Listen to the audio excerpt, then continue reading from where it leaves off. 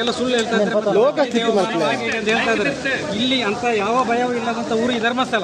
ಯಾಕೆಂತಂದ್ರೆ ಸುಮಾರು 52 ವರ್ಷದಿಂದ ಇಲ್ಲಿ ಜೀವನ ಮಾಡ್ತಿರೋ ಒಂದು ಕೇರಳದವ ನಾನು. ಕೇರಳದಿಂದ ಬಂದು ನನ್ನ ಕುಟುಂಬ ಸಮೇತ ಕೇರಳದಲ್ಲಿ ಏನು ಬದುಕಲ್ಲ, ಇಲ್ಲೇ ಇರೋದು ನಮ್ಮ ಬದುಕು.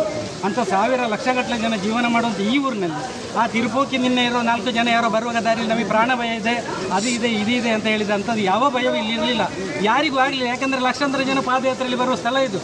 ನೀವೆಲ್ಲ ಒಂದು ಸಲ ರಾತ್ರಿಯಲ್ಲಿ ಬಂದು ನೋಡಬೇಕು. ಜನ ಇರೋ ಸಾಧಾರಣ ಒಂದು 20,000 ಜನ ಇಲ್ಲಿ ರೋಡ್ ಸೈಡಲ್ಲೆಲ್ಲ ಪಾಪ ಮಲಗಿರ್ತಾರೆ. ಅಂತ ಯಾವ ಭಯವಿಲ್ಲದ ಊರಲ್ಲಿ ಇವನಂತಹ ಬಂದ್ರಲ್ಲ ಕೆಲವು ಅವರಿಗೆ ಏನು ಗೊತ್ತಿಲ್ಲ.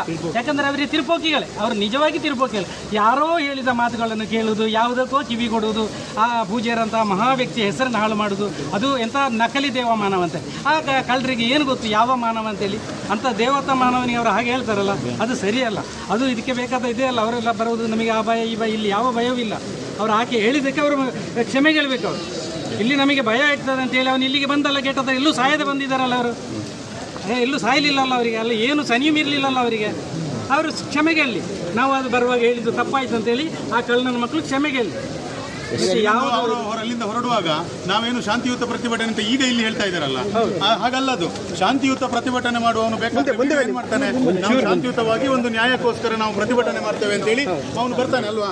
ಅವನು ಅಲ್ಲಿಂದ ಹೊರಡುವಾಗ ವಿಡಿಯೋ ಮಾಡಿ 3-4 ಗಾಡಿಗಳು ನನ್ನನ್ನು ಫಾಲೋ ಮಾಡ್ತಾ ಇದೆ, ನನಗೇನಾದ್ರೂ ಹೆಚ್ಚು ಕಮ್ಮಿ ಆದರೆ ನಕಲಿ ದೇವಮಾನವ ಕಾರಣ, ನಾನು ಅವರಲ್ಲೂ ಮಾತಾಡಿದೆ ಇವರಲ್ಲೂ ಮಾತಾಡಿದೆ ಅಂತೆಲ್ಲ ಹೇಳಿಕೊಂಡು ಬಂದು ಅದನ್ನು ಯಾರಾದರೂ ಅದು ಒಂಥರ ಗಲಭೆ ಬಿಸೋಗ್ತಾನೆ ಮಾಡೋದು. ಈಗ SI ಕೊಟ್ಟಿದೆ ಅಂತ ಹೇಳುವಾಗ SI ಅವ್ರು ಮಾಡ್ತಾರೆ ಬಿಡ್ರಿ, ನಾವು ಪೊಲೀಸ್ನವರು ನಂಬೋದಿಲ್ಲ ಅಂತ ಹೇಳ್ತಾನೆ. ಇವರು ಪೊಲೀಸನ್ನು ನಂಬೋದಿಲ್ಲ, ಕಾನೂನು ನಂಬೋದಿಲ್ಲ. ನಾನು ಇವರಿಗೆ ಹೇಳಿದ್ದೇ ಇಲ್ಲ ಅಂತ ಹೇಳ್ತಾನೆ. ಈಗ ಅವನ ಬಾಯಲ್ಲಿ ಹೇಳ್ತಾನೆ ಅವರಿಗೆಲ್ಲ ಹೇಳಿದ್ರೆ ಮತ್ತೆ ಯಾರಿಗೆ ಹೇಳಿದ್ದು ಮರ? ಮತ್ತೆ ಧರ್ಮಸ್ಥಳಕ್ಕೆ ಬರ್ತಾ ಇದ್ದೀನಿ ನನಗೇನಾದ್ರೆ ಅವನಿಗೆ ಹೊಣೆ, ಈ ಥರ ಹೊಣೆ ಇದೆಲ್ಲ ಹೇಳ್ತಾನಲ್ಲ.